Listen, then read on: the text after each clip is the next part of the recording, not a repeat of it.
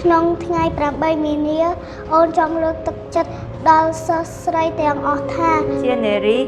ត្រូវតែមានភាពក្លាហានសួរក្លាហានដឹកនាំក្លាហានក្នុងសេចក្តីល្អនៅក្នុងថ្ងៃ8មីនានាពេលខាងមុខនេះនាងខ្ញុំមានជាសារមួយចំនួនជូនទៅស្ត្រីគ្រប់គ្នាកុំបាក់ទឹកចិត្តត្រូវហ៊ានតស៊ូហ៊ាននិយាយនិងហ៊ានសម្រេចចិត្ត To every girl, be brave, speak up and never limit yourself. ជំរាបសួរអូនឈ្មោះសេរីវីរិយាឆ្នាំមុនអូនរៀនចប់លេខ1ប្រចាំឈើមាសទី1ក្នុងថ្ងៃ8មីនាអូនចង់លើកទឹកចិត្តដល់សិស្សស្រីទាំងអស់ថាសូមជឿជាក់លើខ្លួនឯងដើម្បីសម្រេចក្តីសុបិនសិស្សស្រីក៏អាចឆ្លាតនិងអាចដឹកនាំគេបានដែរសូមព្យាយាមតស៊ូកុំបោះបង់និងខិតខំរៀនសូត្ររាល់ថ្ងៃសូមអរគុណជំរាបសួរខ្ញុំឈ្មោះសុនីតាជាសិស្សជាប់ចំណាត់ថ្នាក់លេខ1ប្រចាំឆមាសទី1ក្នុងថ្ងៃ8មីនាខ្ញុំមានសារលើកទឹកចិត្តចំនួន3ចំណុចទៅកាន់កុមារីនិងសិស្សស្រីទាំងអស់ទី1គឺសូមជឿជាក់លើខ្លួនឯងថាអ្នកនឹងទៅដល់គោលដៅដែលបានកំណត់ទី2គោលដៅដែលយើងចង់បានលេខ1យើងនឹងទទួលបាន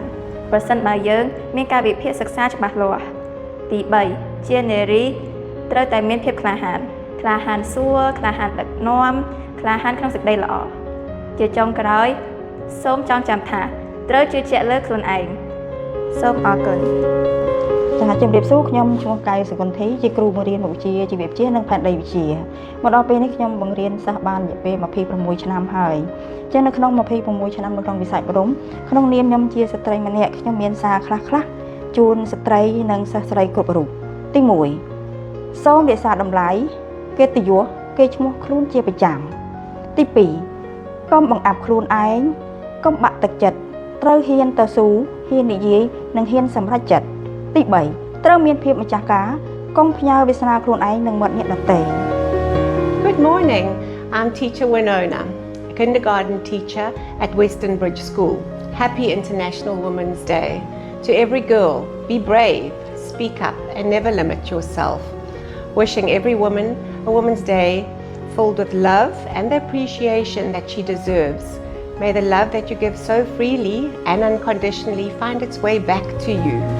ជំរាបសួរនាងខ្ញុំឈ្មោះវណ្ណរាជាមន្ត្រីផ្នែកធនធានមនុស្សនៃសាលា Western Bridge នៅក្នុងថ្ងៃ8មីនានាពេលខាងមុខនេះនាងខ្ញុំមានជាសារមួយចំនួនជូនទៅស្ត្រីគ្រប់គ្នាទី1សូមកុំផ្ញើក្តីស្រមៃរបស់ខ្លួនឯងទៅនឹងអ្នកដទៃទី2សូមក្លាហានទាមទារសិទ្ធិសេរីភាពសម្រាប់ខ្លួនឯងទី3សូមរក្សាតម្លៃសេចក្តីព្យាយាមដើម្បីភាពរីកចម្រើននិងវឌ្ឍនភាពអបអរសាទរថ្ងៃ8មីនាអបអរសាទរថ្ងៃ8មីនាអបអរសាទរថ្ងៃ8មីនា Happy Women's Day. ហើយសូមអរគុណទៅដល់ស្ត្រីដែលជាគ្រូបង្រៀនគ្រប់រូបដែលលោកបានចូលរួមយ៉ាងសកម្មនៅក្នុងការធ្វើឲ្យសាលារៀនក្លាយជាផ្ទះទី2ប្រកបដោយក្តីសង្ឃឹមសម្រាប់សិស្សគ្រប់គ្នាជាពិសេសកុមារីនិងសិស្សស្រីគ្រប់រូបសារចុងក្រោយរបស់នាងខ្ញុំគឺស្ត្រីក៏អាចក្លាយជាអ្នកដឹកនាំដ៏រឹងមាំនិងល្អិតល្អន់ផងដែរសូមអរគុណ